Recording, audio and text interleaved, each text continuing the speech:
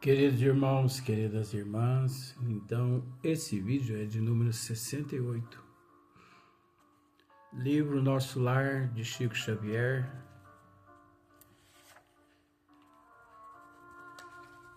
Capítulo 12. O tema hoje, o umbral. Então André, ele começa dizendo assim: após receber tão valiosas elucidações, aguçava-se-me o desejo de intensificar a aquisição de conhecimentos relativos a diversos problemas que a palavra de Lísias sugeria. As referências a espíritos do umbral mordiam-me a curiosidade. A ausência de preparação religiosa no mundo dá motivo a dolorosas perturbações. Que seria o umbral? Conhecia apenas a ideia do inferno e do purgatório, através dos sermões ouvidos nas cerimônias católico-romanas a que assistira, obedecendo a preceitos protocolares. Desse umbral, porém, nunca tivera notícias. Então, vejamos que André estava bastante curioso para entender um pouquinho a respeito desse umbral, porque ele ouvia, todos os seres ali à sua volta traçando ângulos a respeito desse umbral, de espíritos do umbral, mas ele não aprendera nada aqui na Terra a respeito desse umbral. Então, ao primeiro encontro com o generoso visitador, que é Lísias, minhas perguntas não se fizeram esperar. Lísias ouviu-me atencioso e replicou: ora, pois você andou detido por lá tanto tempo e não conhece a região? Recordei os sofrimentos passados, experimentando arrepios de horror. O umbral, continuou ele, solicito, começa na crosta terrestre. Então veja bem, nós já tratamos em partes desse assunto. O umbral, ele começa na crosta terrestre, aqui onde nós nos encontramos. É a zona obscura de quantos no mundo não se resolveram a atravessar as portas dos deveres sagrados. Então, olha só, não se resolveram a atravessar as portas dos deveres sagrados. Então, é natural que Lísias está nos dizendo que todos aqueles que aqui na Terra se encontram na contramão dos desígnios de Deus, todos aqueles que aqui ainda não acordaram para o compromisso, para a responsabilidade, neste umbral, fisicamente já se encontram. Então não é preciso desencarnar para ir parar lá nesta zona. Aqui no corpo físico também esses seres, nós, né, nos encontramos no umbral. A partir do momento que não cumprimos com os desígnios de Deus. Pois já tivemos a oportunidade de dizer que nós trazemos na nossa mente, é na nossa mente, gente, não é no nosso cérebro. Porque o cérebro, ele é apenas um departamento onde a mente do eu se acopla. Por isso, os cientistas, eles têm procurado em vários cérebros aqui no corpo físico, principalmente no cérebro de Albert Einstein e de outros cientistas, aquela inteligência toda, e não tem encontrado. Por quê? Porque a inteligência, ela não encontra-se no cérebro, e sim na mente. E a mente é um departamento do espírito e não do corpo físico. Então vejamos, nós já tivemos a oportunidade de dizer que nós trazemos na nossa mente o céu, o paraíso, né, vamos dizer assim, e ao mesmo tempo o inferno mitológico. O paraíso e o inferno nós trazemos na nossa mente. E ao mesmo tempo, nós trazemos no nosso coração o patrimônio maior de Deus.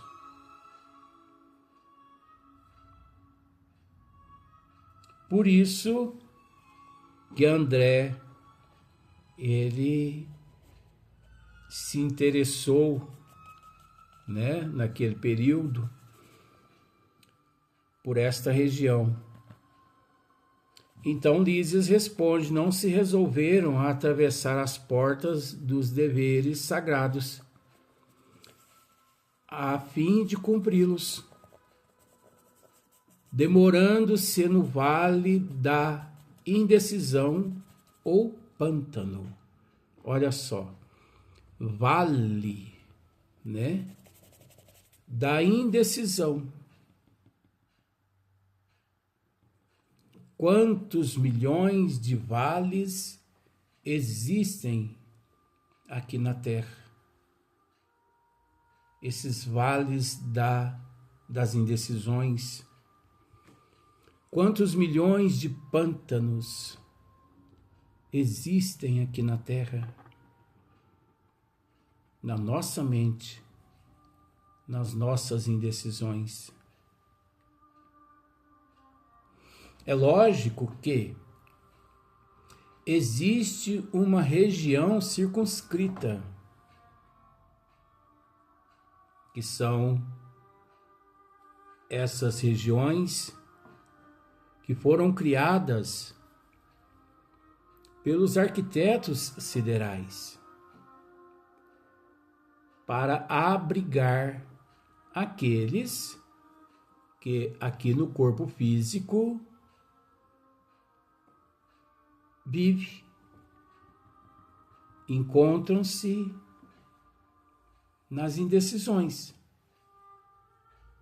na contramão dos desígnios divinos.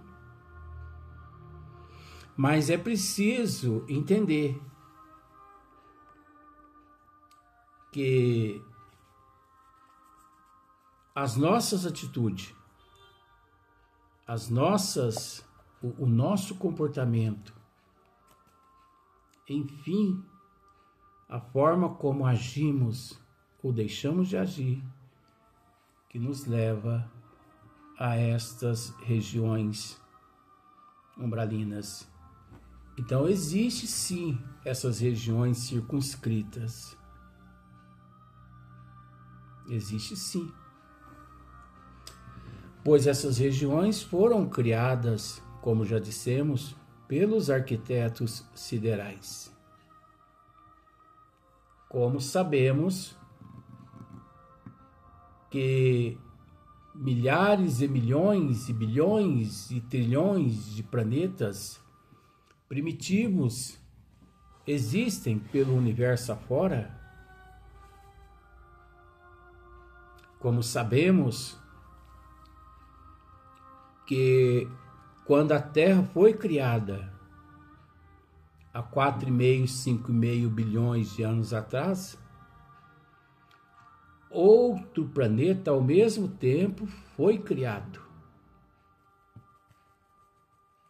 justamente para receber os seres degradados aqui da Terra, na atual transformação que a Terra, nós na condição de humanidade estamos passando e enfrentando. Só que lá ainda é um mundo primitivo, mais primitivo que a Terra, porque a Terra é um mundo de provas e expiações, ou melhor, de expiações e de provas. Enquanto lá ainda encontra-se na fase primitiva. Então, para lá é que estão sendo enviados os seres que desobedeceram e que desobedecem ainda os desígnios de Deus aqui, delegados por nosso Senhor Jesus Cristo há mais de 2.000 anos atrás. Então, olha só para você ver. A fim de cumpri-los, demorando-se no vale da indecisão ou no pântano dos erros numerosos. Pântano dos erros numerosos. Quantos de nós aqui na Terra nos iludimos? Quantos de nós aqui nos iludimos com as fantasias, com as ilusões? Quantos de nós nos perdemos na vaidade?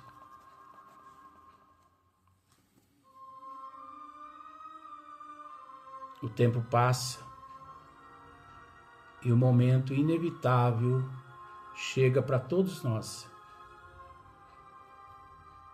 que é o retorno à nossa verdadeira casa cósmica universal. E esse momento chega e nós somos pegos sem preparo nenhum. Sem preparo nenhum, mas por negligência. Por negligenciarmos aqui as leis. por infringirmos aqui as leis? Quantos de nós aqui na Terra achamos que estamos com a verdade e que por esse motivo ignoramos os desígnios de Deus? Ou, às vezes, de uma forma equivocada, achamos que estamos praticando os desígnios de Deus sem bom senso, sem prudência. Então, olha só, quando o espírito reencarna, Lísias dizendo, quando o espírito reencarna, promete cumprir o programa de serviço. Vou repetir. Quando o espírito reencarna, promete cumprir o programa de serviços do Pai. Entretanto, ao recapitular experiências no planeta, é muito difícil fazê-lo para só procurar o que lhe satisfaça ao egoísmo. Nós estamos vendo no Brasil e no mundo o que o egoísmo, o que o orgulho tem feito com a humanidade toda. O orgulho, o egoísmo de alguns. Agora, é preciso entender que nada acontece por acaso. Às vezes, nesse exato momento, o brasileiro, ele questiona a Deus. Mas que fizemos para merecer o que nós estamos enfrentando aqui na Terra? Câncer, pobreza, ignorância, alguns ricos, pobres de espírito, guerras, países contra países, ditadores e mais ditadores em todos os sentidos.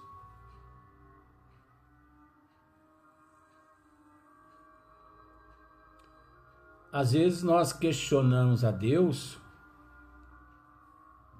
porque não damos conta de encarar a responsabilidade. Mas é preciso entender uma coisa, que no Evangelho está escrito que a dor, o sofrimento, é uma bênção que Deus envia aos teus eleitos. É uma bênção. Tudo que nós estamos enfrentando na atualidade no Brasil e no mundo, isso é uma bênção. Porque, infelizmente, ninguém deixa o corpo físico e evolui. Ninguém evolui deixando para trás o corpo físico, a não ser através da dor, sofrimento, dores, eu já disse, né? Dor, sofrimento, lágrimas, suor e traições. Por isso é preciso reconhecer a importância da fé inabalável, da humildade de coração, do dever cumprido. A fé inabalável. É preciso entender que o cenário de há 2000 anos atrás, que o Cristo aqui na Terra enfrentou, é um cenário por toda a eternidade, na vida de todos nós, desobediente, aqui neste mundo de expiação e de provas. Porque o Cristo foi traído pelos teus melhores amigos. O Cristo foi traído pela sociedade, por aqueles os quais ele curou e os consolou. O Cristo recebeu, como se diz, uma frechada, vou usar esse termo, né? Porque bateram na costela dele uma espada. O Cristo recebeu cusparada. Cuspiram no rosto dele. Ele foi humilhado.